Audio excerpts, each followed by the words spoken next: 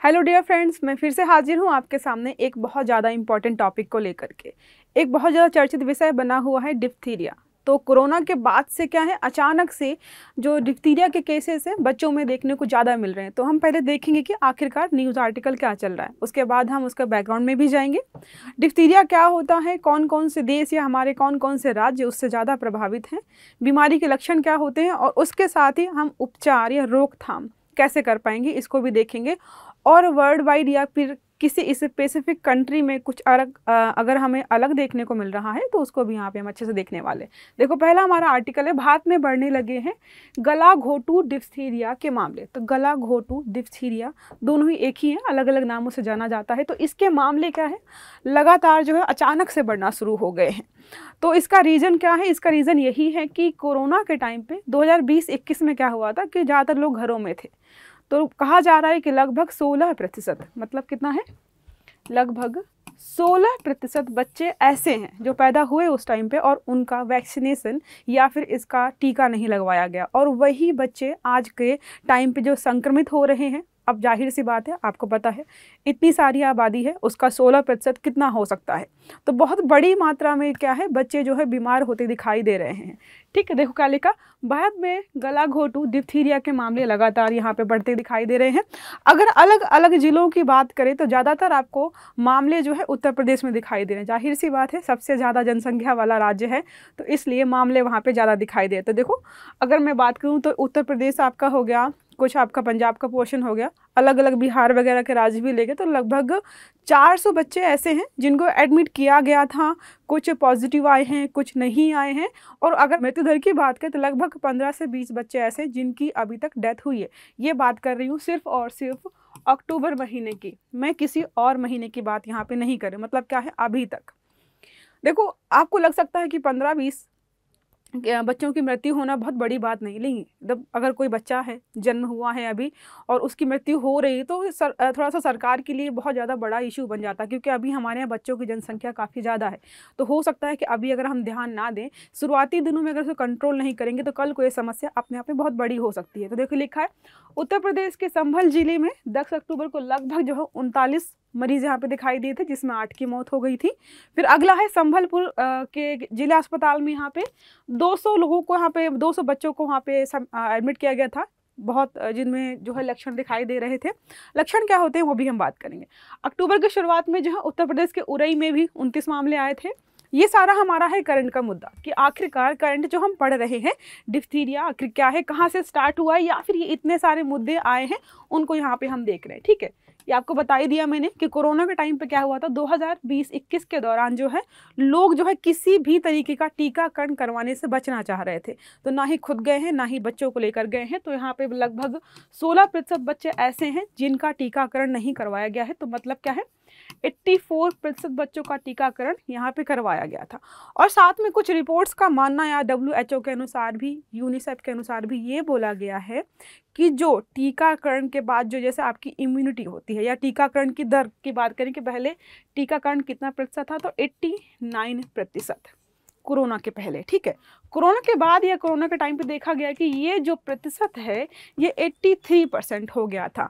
तो ये जो आपको दिखाई दे रहा है कि 89 से 83, जो 6% की गिरावट दर दिखाई दे रही, यही वो 16% जनसंख्या का पोर्शन है या बच्चे हैं जिनको जो है टीका लगना चाहिए था, लगाया नहीं गया है। ठीक है, देखो यहाँ पे लिखा हुआ है तेजी से बढ़ रहे हैं। जाहिर सी बात है, जिन बच्चों में जो है इस बीमारी से लड़ने का जो हमारा एंटीबॉडी होता है वो नहीं बन पा रही है, जिसकी वजह से लगातार बीमार पड़ रहे हैं।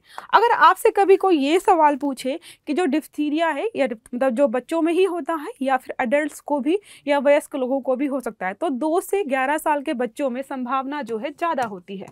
ठीक है, 2 से 11 साल के जो बच्चे होते हैं उसमें इसकी संभावना जो है ज़्यादा होती है। लेकिन क्या है, ऐसा बिल्कुल भी नहीं है कि एडल्ट्स को नहीं होता है।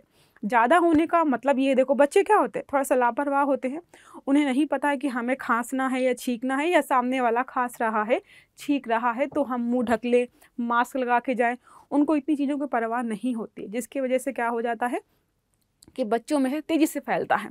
अब आप और मैं जो है समझदार हैं, आपको पता है कोई छींक रहा है लगातार तो हमें उससे दूर रहना है, या फिर इस समय कोई ऐसी बीमारी फैल रही है जो छींकने से, खांसने से कैसे भी जो है स्प्रेड हो रही, तो हम थोड़ा सा प्रिकॉशंस लेकर के चलते हैं। लेकिन बच्चों को क्या है, वो पेंसिल रबड़ एक दूसरे का खा रहे हैं, छीन रहे हैं, लड़ रहे हैं, तो उनको कोई फ़र्क नहीं पड़ता। तो इसलिए जो है ये बीमारी बच्चों में ज़्यादा देखने को मिलती है, ठीक है। तो बट ये बिल्कुल एक्सेप्शन, ऐसा मत मान के चलिएगा वयस्क में नहीं मिलेगी देखने को। देखिए यहाँ पे क्या लिखा हुआ है। अगर बात करें कि डिफ्थीरिया आखिरकार ये बीमारी क्या है, तो क्या बोलते हैं इसको, बुलनेक या फिर गला घोटू बोलते हैं। होता क्या है, जो टॉन्सिल्स आपके गले में होते हैं उनमें स्वेलिंग, इन्फेक्शन शुरू हो जाता है, जिसकी वजह से आपका गला बंद होना शुरू हो जाता है। साथ में क्या होता है, आपकी नाक में भी कुछ ऐसी मेम्ब्रेन्स बनती हैं। अब देखो, आप या तो नाक से सांस लेते हो या तो मुंह से सांस लेते हो, तो सांस लेने के दोनों माध्यम है, वहाँ पे इन्फेक्शन हो गया तो सांस लेने में दिक्कत शुरू हो जाती है, आप सांस नहीं ले पाते हो। तो मेन रीज़न यही होता है, ठीक है।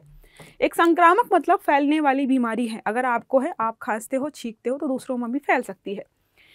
कोरिन बैक्टीरियम, नाम याद रखना, कोरिन बैक्टीरियम, इस बैक्टीरिया के कारण ही ये बीमारी होती है, ठीक है। लक्षण क्या है, सप्ताह भर बाद शुरू होते हैं। एक्चुअली होता ये है कि अब कोई खांस रहा है, छींक रहा है, जैसे अभी क्या है, ऐसा मौसम चल रहा है कि किसी को खांसी जुकाम होगा तो लगेगा यार मौसम बदल रहा है, तो लोग इग्नोर कर देते हैं, ठीक है। तो बड़ा मुद्दा इसलिए बनता है कि लोग इग्नोर करते हैं, बाद में पता चलता है कि कोई बड़ी बीमारी है। आमतौर पर डिप्थीरिया गले और सांस लेने के रास्ते को प्रभावित करता है, जैसा आपको मैंने बताया है। गले की ग्रंथियां जो है, जो टॉन्सिल जिनको बोलते हैं, वो जो है मोटी हो जाती हैं। आपकी जो मेम्ब्रेन होती है, झिल्ली होती है नाक के पास, वो भी जो है क्या हो आती है, ब्लॉक हो जाती है, जिसकी वजह से सांस लेने में समस्या होती है, ठीक है। ये सारी जो है बीमारी के लक्षण हो जाते हैं। ये है कि कैसे फैलता है, अगर आपसे पूछे तो छींकने से, खांसने से फैलता है। बच्चों में ज़्यादा क्यों फैलता है, क्योंकि पेंसिल से ले रहे हैं, एक दूसरे की पेंसिल शेयर कर रहे हैं, रबड़ शेयर कर रहे हैं, और वो बच्चा मुंह में खा रहा था, उसको जो डिप्थीरिया था और आपने मतलब किसी दूसरे बच्चे ने यूज़ कर लिया, साथ में खा रहे हैं, खेल रहे हैं, उन्हें नहीं पता है कि जो है ऐसे इतना ज़्यादा घुलने मिलने से कोई बीमार बच्चा है तो हमें भी बीमार कर देगा, जिसकी वजह से जो है संक्रमण जो है ज़्यादा तेज़ी से फैलता दिखाई देता है। मृत्यु दर भी काफ़ी अधिक है। मृत्यु दर काफ़ी अधिक क्यों है, क्योंकि इसके लक्षण इतने सामान्य होते हैं कि लोग इग्नोर कर देते हैं। किसी बच्चे को खांसी हो गई, जुकाम हो गया, लगा यार मौसम चेंज हो रहा है, यार ये ठंडा खा लिया होगा, कुछ कर लिया होगा, तो क्या है, ऐसी वजहों की वजह से, मतलब ऐसी रीजन्स की वजह से क्या होता है, डेथ रेट जो है बहुत ज़्यादा हो जाते हैं।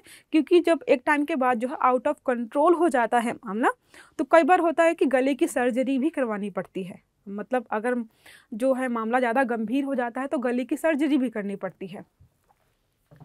अगर बात करें कि रोकथाम के लिए क्या होता है, तो रोकथाम के लिए कौन से दवाइयाँ दी जाती हैं या कोई एंटीबॉडी, एंटीजेंस क्या दिए जाते हैं, तो यहाँ पे बोलते हैं हम डीपीटी वैक्सीन।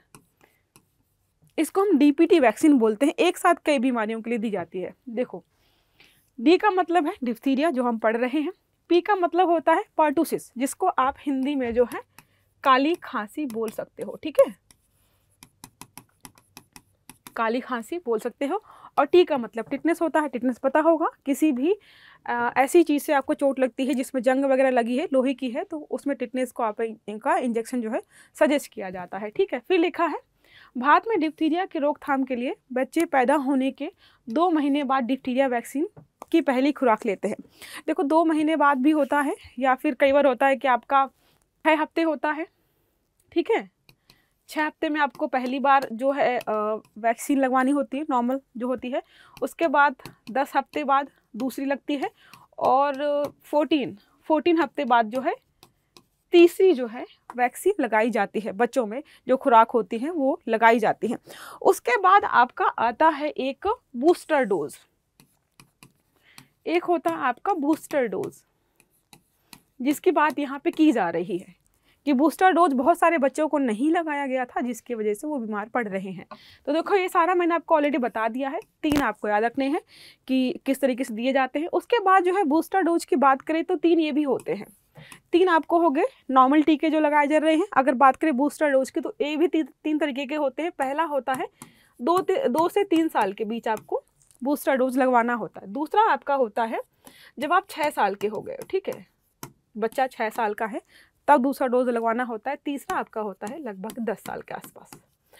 अब जो है मामला ख़राब कहाँ होता है, पेरेंट्स क्या होते हैं, जब बच्चा छोटा होता है थोड़ी फिक्र करते हैं तब लगवा देंगे, दूसरा अभी चलो मान लो लगवा देते, उसके बाद 6 साल के बाद वो भूल जाते हैं ज़्यादातर पेरेंट्स कि 10 साल में भी कोई टीका लगवाना है, और इसीलिए जो है केसेस बढ़ जाते हैं। तो लापरवाही का नतीजा है कि क्या है कि बच्चे जब 11-12 साल की उम्र में आते हैं तो ये जो मेन इंपॉर्टेंट मोस्ट इंपॉर्टेंट टीका लगना होता है तब पेरेंट्स भूल जाते हैं, बच्चों को लेकर ही नहीं जाते हैं। तो यहाँ पे क्या होता है, मामला ख़राब हो जाता है। और एक अगर एडिशनल इन्फॉर्मेशन आपको देना चाहूँ तो ये है कि जर्मनी में क्या हुआ था 1892 में बहुत बड़ी मात्रा में डिप्थीरिया के केसेस देखने को मिले।